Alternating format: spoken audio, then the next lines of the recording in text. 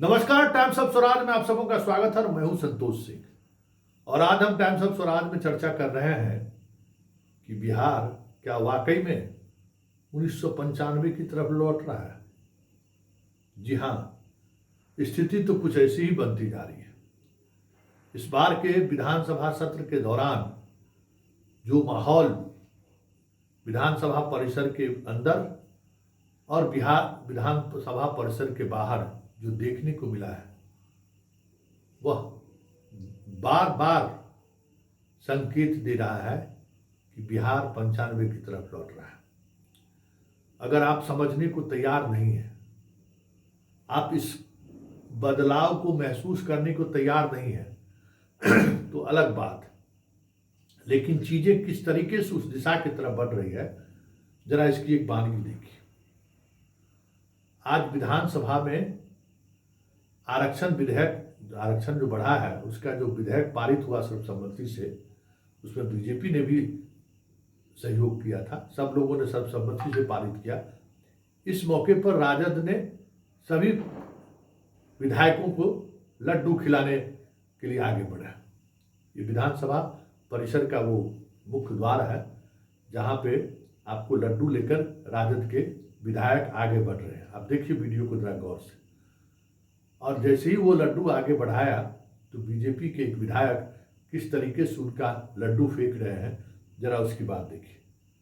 और लड्डू फेंकने पर जब आपत्ति जताई गई तो फिर जो आप देख रहे हैं दौड़ के हाथापाई हाथ चलाने के बढ़ने के लिए, वो जनक सिंह है, मुजफ्फरपुर से के मीनापुर से बीजेपी के विधायक।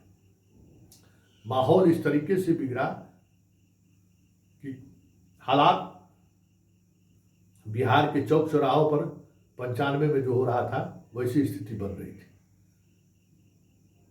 कल आपको हमने दिखाया था और आज फिर देखिए कल का वो वाकया जहां बीजेपी और आरजेडी के विधायक आरक्षण के मुद्दे पर किस तरीके से उलझ गए। और उलझे तो फिर बात कितनी दूर तक चली गई। माहौल इतना गरमाया, उसको कंट्रोल करने के लिए काफी मशक्कत करनी पड़ी। आपस में जो विधायक फिर परिसर में जो बच गए थे। आपको जानकारी नहीं है। मंडल कमीशन लागू किया बीपीसी ने अपने वहाँ मंदिर का बीपीसी किसके समर्थन से सरकार में थे? आपको ये लागू किया था, भट गए। चलिए काम कीजिए, चलिए पढ़ाइए मत हम लोगों को। मंडल कमीशन के महानायक बीपीसी किसके समर्थन से? महानायक किसके समर्थन से? मंडल कमीशन की बात क्या हुआ कुंदन जी? मंडल कमीशन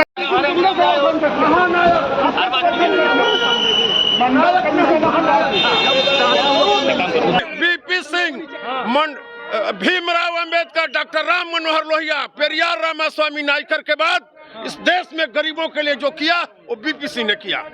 उसने मंडल कमीशन लागू किया और जब मंडल कमीशन उसने लागू किया तो इन लोगों ने जब मंडल कमीशन लागू किया तो इनको मंदिर दिखाई पड़ने लगा। अडवाणी मंदिर के लिए रथ लेकर घूमने लगे। जब जब गरीबों की बात उठती है ये लोग विरोध करते हैं। अंदर देखिए विजय सिन्हा किस तरीके से नीतीश कुमार पर अमर्यादित तरीके से हमला बोल रहा है, किस अंदाज में रिजर्वेशन को लेकर वो बातें बोल रहे हैं, जरा उनकी बात भी सुनिए।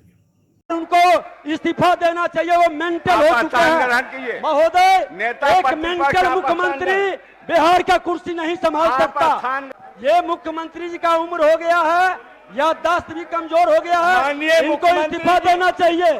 ये व्यक्ति बिहार के अंदर सत्ता में बैठने के योग्य नहीं है। बिहार को शर्मसार और जातीय उन्माद पैदा करके बिहार में सिर्फ आग लगाना चाहते हैं।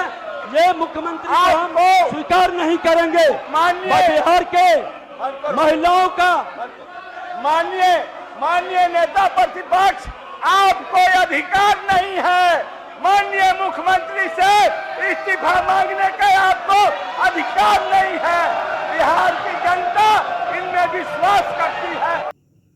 तो आपने सुना कि किस तरीके से आरक्षण के इश्यूज को लेकर जो गेम प्लान आरजेडी और जदयू का है, उसमें घी डालने का काम बीजेपी के जो सवर्ण विधायक हैं वो कर रहे हैं। आपने पूरी तस्वीर को आपने देखा होगा। इन सवर्ण विधायकों को ये समझ में नहीं आ रहा है कि बिहार में 95 में जो प्रशासनिक सेटअप था, जुडिशियरी सेटअप था, मीडिया में जो लोग थे, आज वहाँ आप हाशिए पर हैं। वो लड़ाई आप तब तक लड़ते रह गए और आपको अंत में नीतीश कुमार जैसा खेवनहार मिला जो आप बाहर निकल गए। उस समय की सिस्टम इतना प्रभावशाली थे आप लोग, बहुत सारी चीज़ें राजद की नहीं चली।